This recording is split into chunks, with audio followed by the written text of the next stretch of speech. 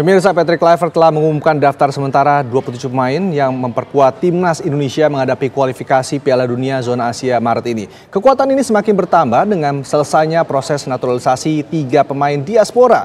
Lantas bagaimana peluang timnas melihat kedalaman skuad sekarang? Kita sudah terhubung dengan pengamat sepak bola. Ada Bung Tommy Welly atau yang disapa oleh Bung Toel. Selamat siang, Bung Toel. Selamat siang, Rendra. Baik. Bung Toel, melihat dari pemain yang telah dipanggil oleh Patrick Kluivert, ada 27 nama plus 3 pemain diaspora, bagaimana Anda menilai kekuatan dari timnas kita saat ini? Kekuatannya berarti mayoritas full naturalisasi itu. Tambah 3 yang kemarin disumpah berarti 19 komposisinya. 27 tambah 3, 30, 19 naturalisasi, 11 yang lokal.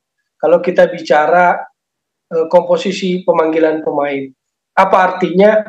Itu yang sebetulnya sejak kalah dari Jepang, ketika Ketua Umum PSSI bilang percaya nggak proyek ini, yaitu mimpi lolos Piala Dunia, maka saya lihat at all cost. Upaya yang akan dilakukan at all cost gitu loh.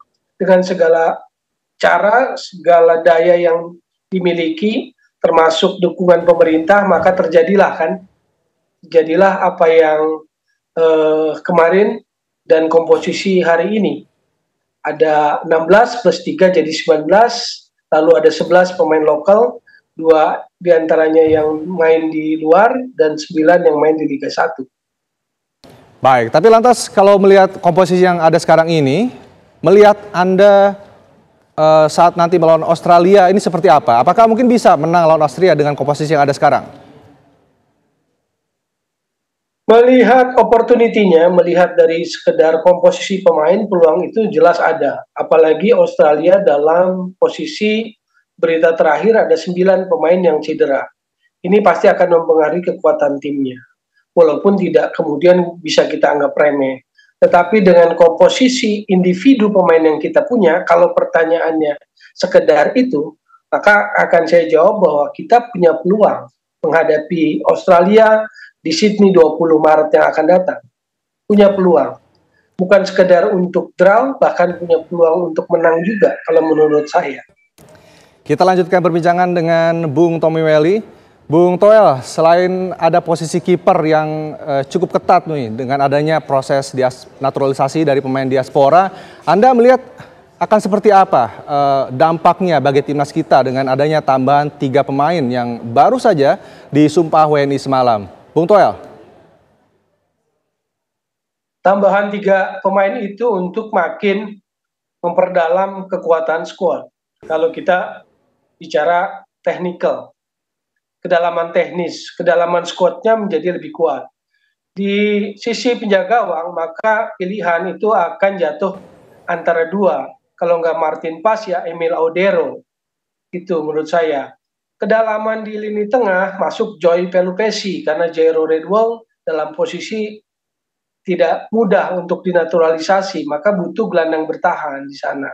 Maka masuklah Joy Pelupesi kan. Lalu yang belum saya tahu adalah plotting untuk Dian James, apakah dia hanya bisa ortodok sebagai bek kiri, yang artinya posisinya akan bersaing dengan Calvin Verdong, atau dia bisa bermain di posisi lain.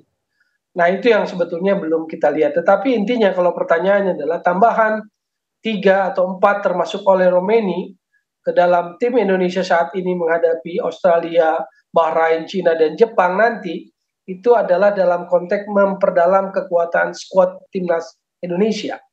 Secara teknikalnya itu. Jadi individu-individunya ditambah, diperlengkapi. Amunisinya menjadi lebih banyak, lebih komplit gitu loh.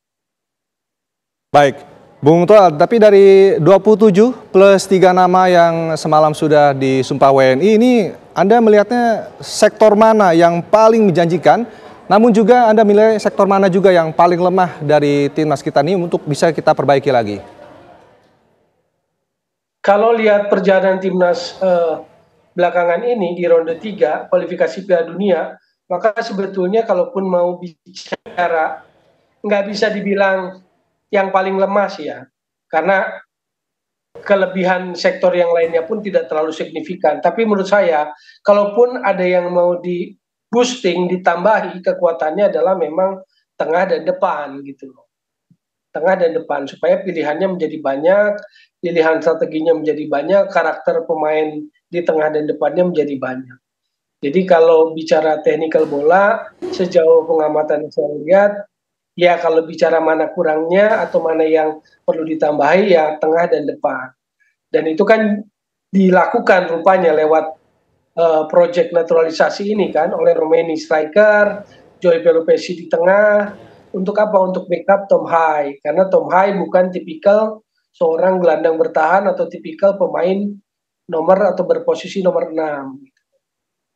Baik, terima kasih Bung Tommy Welly sudah bergabung bersama kami di Kabar Siang. Kita harapkan bersama dengan 27 pemain yang dipilih ini bisa semakin memperbesar peluang kita untuk lolos ke Piala Dunia. Terima kasih Bung Toel.